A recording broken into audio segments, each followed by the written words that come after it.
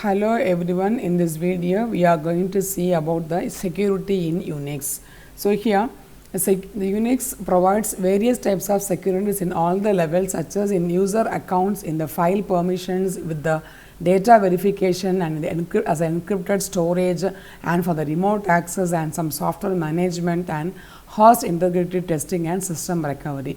Among this we will see few of the security facilities in UNIX in the following slides.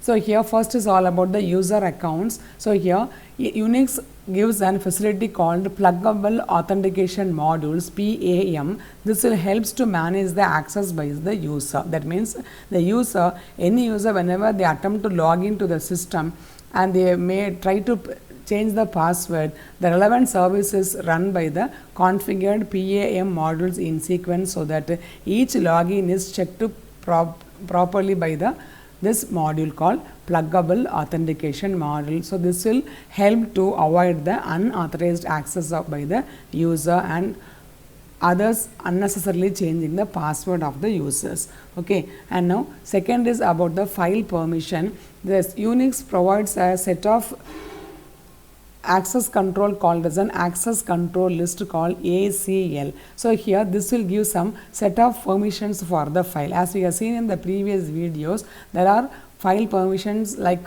read, write and execute, namely R, W and X, and that is also given to three different categories like group, owner and the user. So accordingly, whether these read, write, execute can be given to the reader or the owner or the group, accordingly this access control list is changed so that the file is secured by giving the proper permission for the proper people.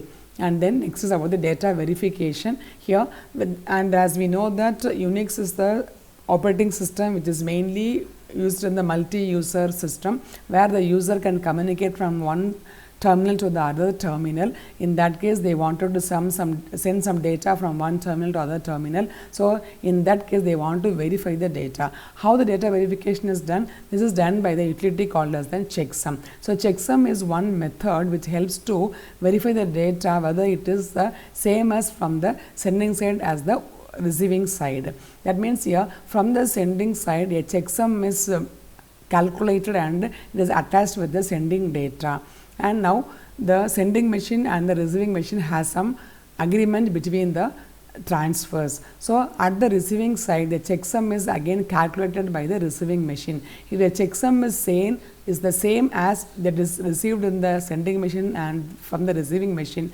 then the data is verified to be correct. So this is one method in which the data is secured in the UNIX operating system, and for that they have an utility called as an SHA1 sum utility.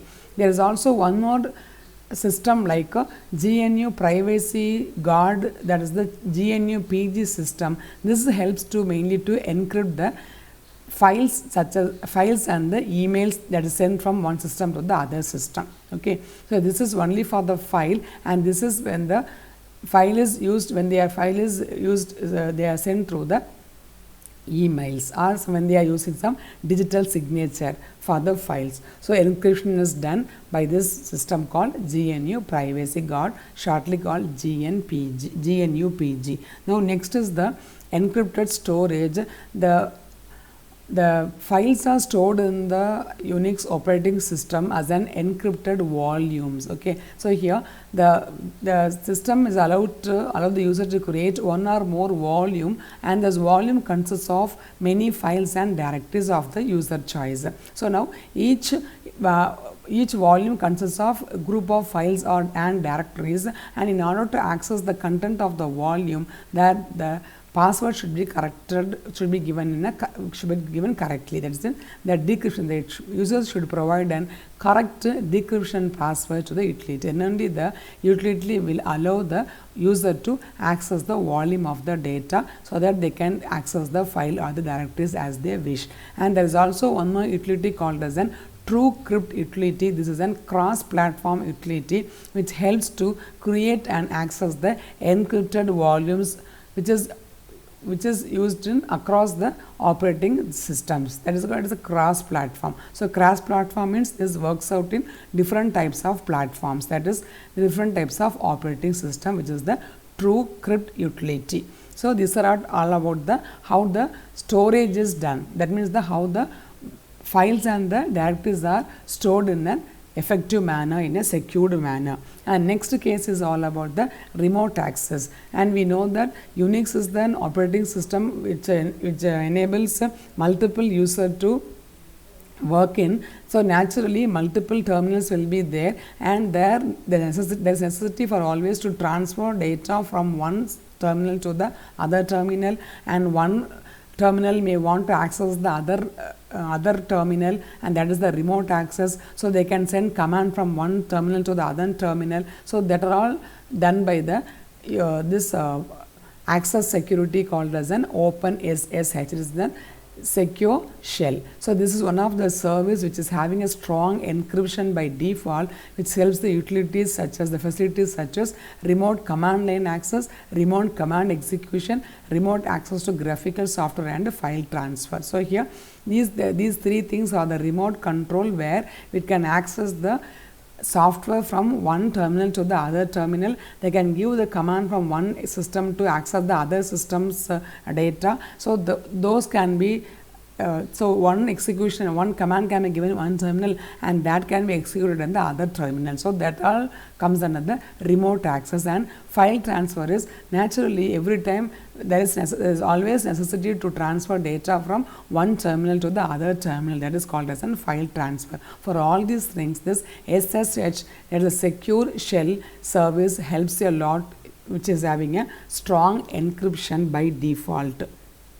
And then a system firewall. So here this firewall helps to protect the system from the unauthorized access. So this is mainly in the the communication channels. So okay, so here the idea behind this system firewall is always use only one means of managing the firewall. That means because every firewall utility modifies the current firewall rules on the system. So always stick on to one means of managing the firewall, so that the firewall operates correctly on the system, and it helps to avoid the unauthorized access from the other means. Okay, and then next is the short notes on viruses and malware, because this also comes under the security system. Here Unix like systems, they have some special security features in order to save the system from this viruses and malware. So they are having a strong defense mechanism against the malware.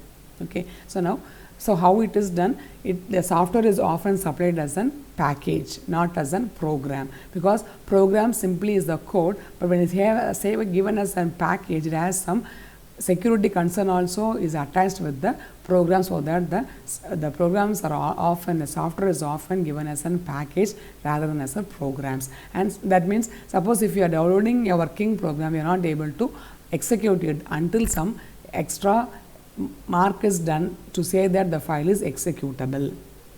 And sometimes the web browsers, because it is also used across the web platform also, so the web browsers require to approve the installation of the plugins. That means unless otherwise the plugins are installed, the web browser will not be activated for the particular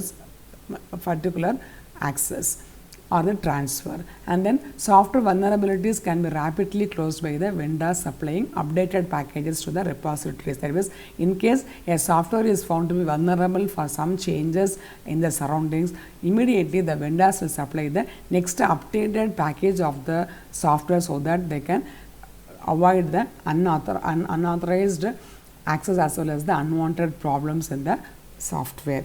And just here definition on what is the virus and malware.